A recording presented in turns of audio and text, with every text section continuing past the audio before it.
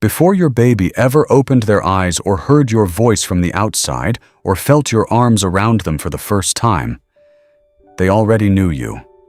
Not your face and not your name, but something deeper than both of those things. And what they actually carried with them out of the womb is one of the most remarkable things science has ever found about the beginning of a human life.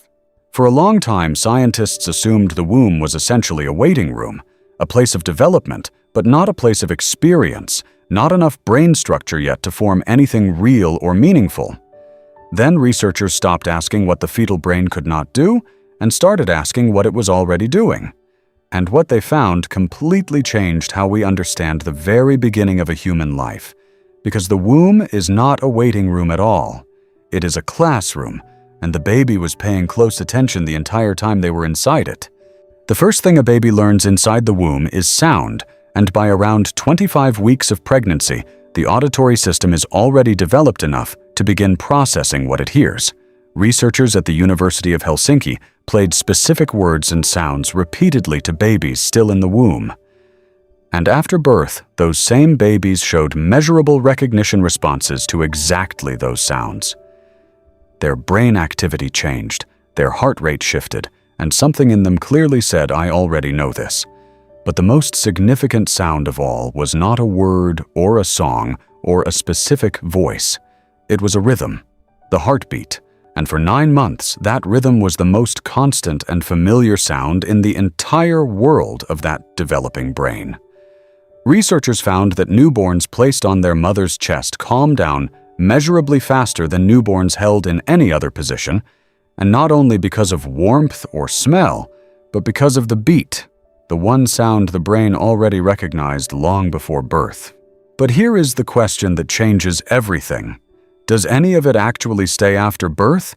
And once the womb is gone and the world begins, does the baby still carry what they learned inside? The answer is yes. And the experiment that proved it is one of the most quietly extraordinary things in developmental science.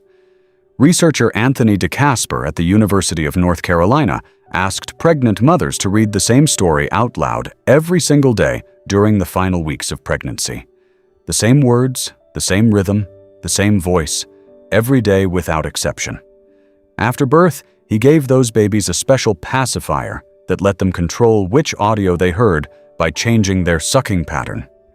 And those babies, just days old, unable to see clearly, unable to speak, consistently adjusted their sucking to hear the exact story that had been read before they were born.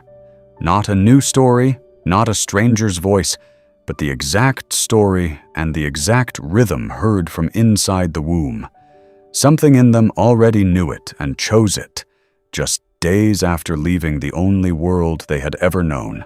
So here is what the science is actually telling us. A baby does not arrive as a blank page waiting to be written on.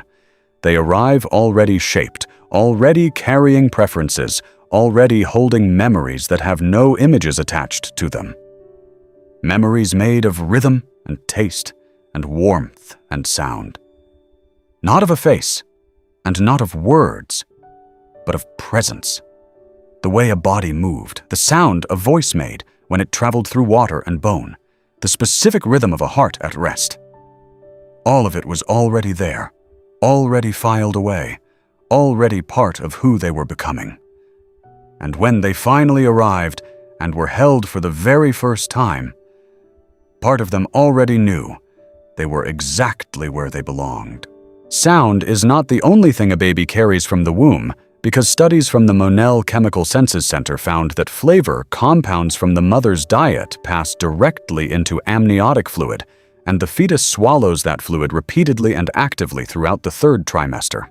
Researchers found that babies born to mothers who regularly consumed carrot juice during pregnancy showed a clear and measurable preference for carrot-flavored food after birth.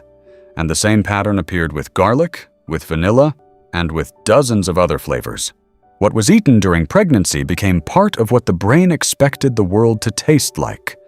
And smell works in exactly the same way because a newborn placed near 2 breast pads, one from their own mother and one from a complete stranger, will consistently turn toward their mothers within hours of birth, before ever seeing her face clearly and before ever hearing her speak from outside the womb.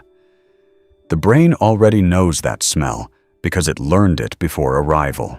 If you found this fascinating, subscribe. Every week we uncover the hidden science behind your baby's world. You won't want to miss what's coming next.